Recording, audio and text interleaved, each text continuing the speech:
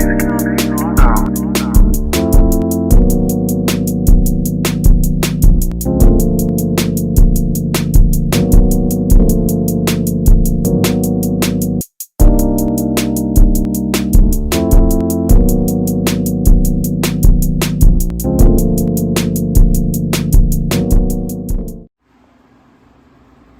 right, guys, so I finally did it, and I said that I would never do this, but couldn't help it. I wanted this pump. What I'm talking about is an M18. I have a lot of Milwaukee tools, but typically on their battery-operated tools, I only buy the M12 stuff.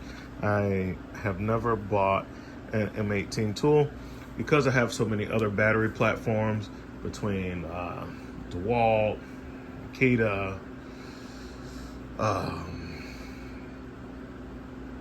I can't remember the other ones, but Snap-on, DeWalt, Makita.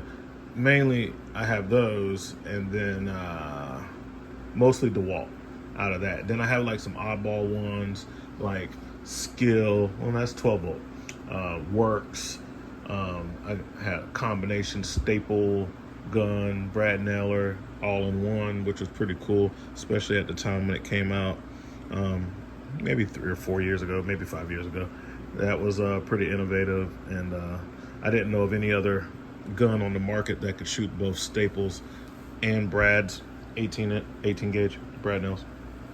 So anyway, I was like, well, I'm not gonna buy the Milwaukee stuff. It's kind of expensive.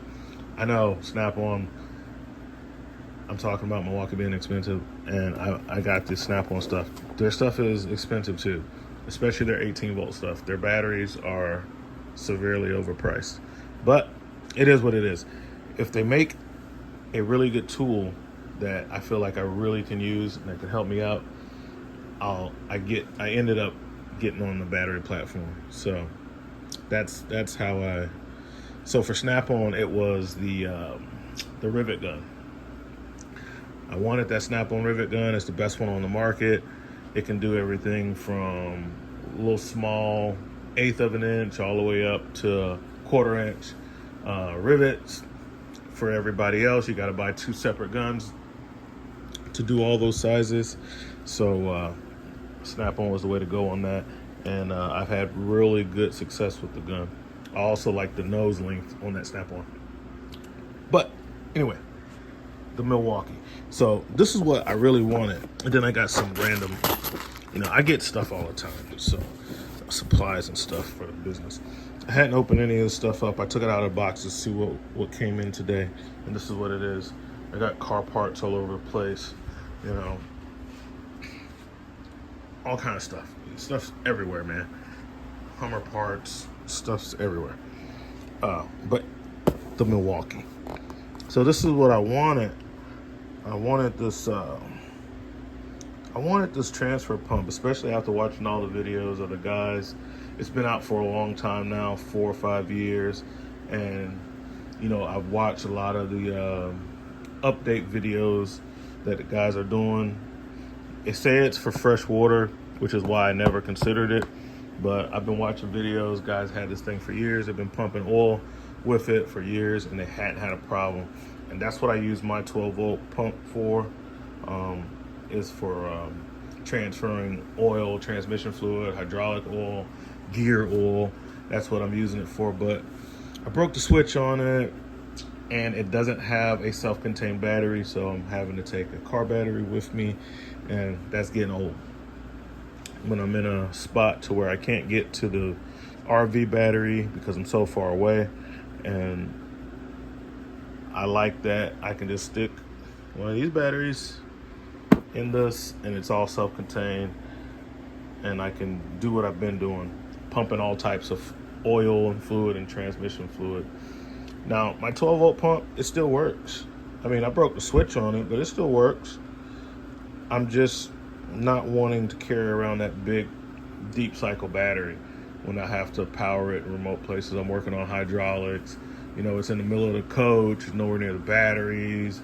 I got to be underneath. It's just a hassle to have the car battery. So I stepped up to this thing, and while I was at it, I grabbed a couple other things. So if you don't know, a lot of the new vehicles like 2023, 2024s, they don't have cigarette lighter chargers in them anymore. It's got USB, USB-C, and 110 outlets. So in my truck, I do not have a cigarette lighter, and my air pumps for when the tire goes flat or something, which has happened to me within the past couple of months, there's no cigarette lighter. So I had to buy like some wires that convert cigarette lighter charger to alligator clips with a long extension so I can hook onto the battery. And just so happens for me, the battery on my truck is in the front passenger side, and the tire that went flat was the rear driver. So I had just enough cable to make it back there to pump that tire up until I could get it to a better spot to change it, because it had a fast leak. I caught a staple or something in the at an RV park, and man, it went flat quick. But I was only like a mile away from a gas station, so and it took the pump 30 minutes to pump up the tire. It's a little Harbor Freight pump that I had. Yeah, it took the thing like 30 minutes to pump my truck tire back up. I wasn't too happy about that either. And the pump was screaming hot when it got done. Anyway, so here's the deal with this stuff, right? I wanted this thing, but it's bare tool.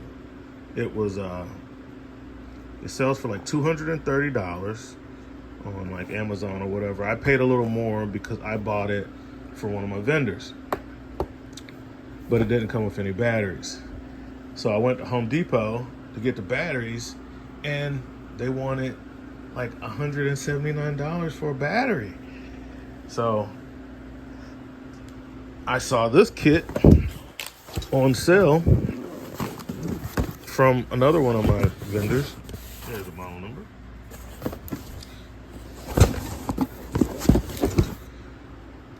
And this kit was selling for $200, and it came with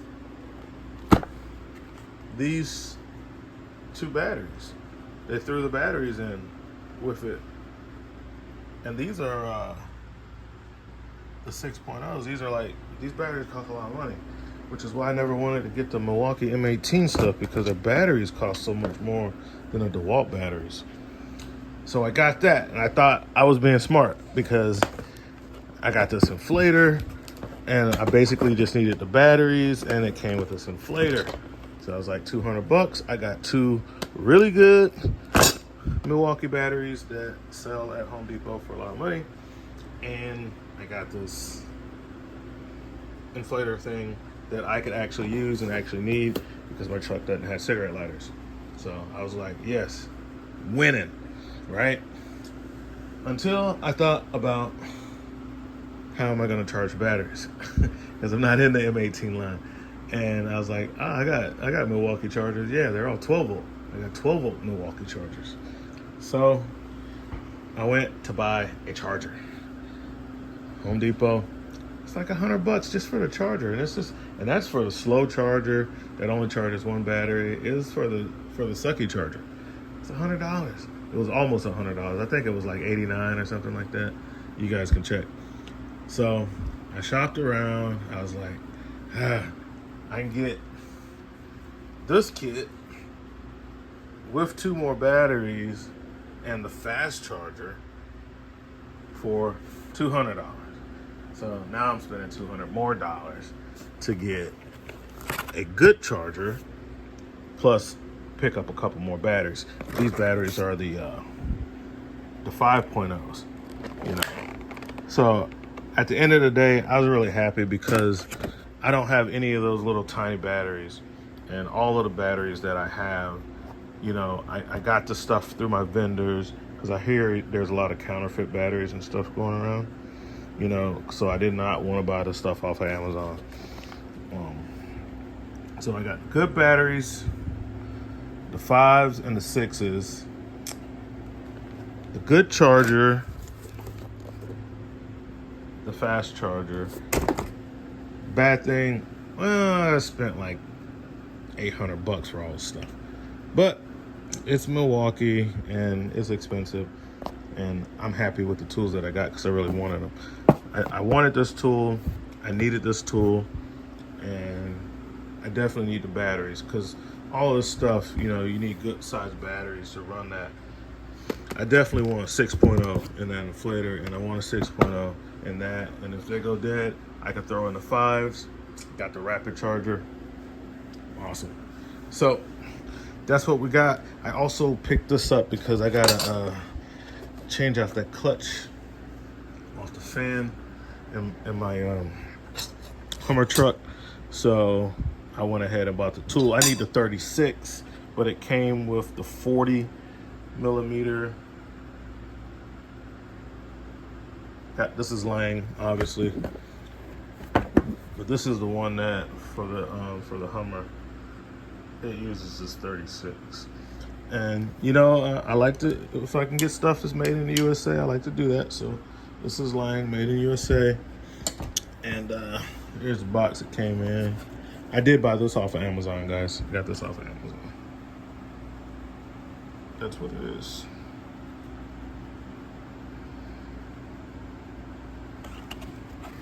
Yep.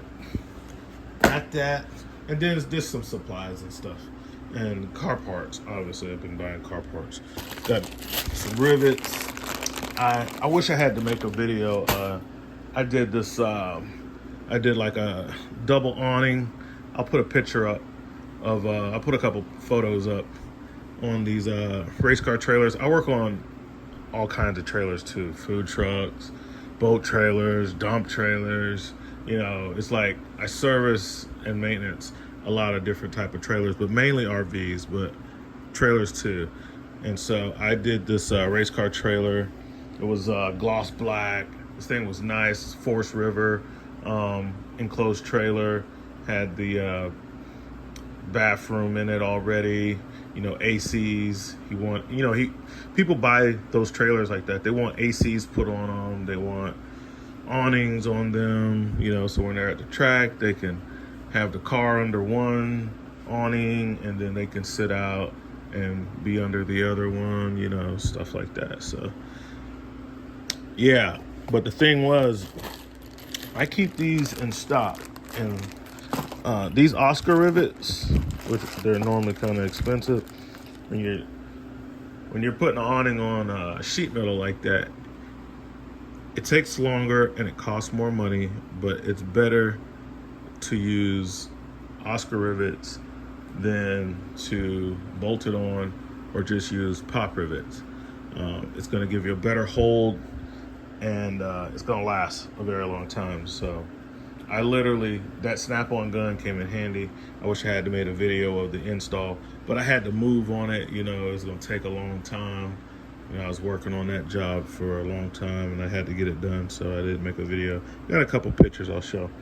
But yeah, that's why I got all these different styles of black rivets. The Oscar rivets have the slits in them. I'll show you what I mean. Now, some of these are all black, and some of these just have black heads.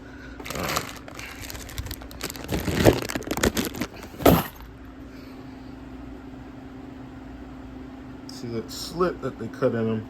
It allows the rivet to, when it's crushed down, it makes like a little three-star pattern, and so it gives it a really wide hole.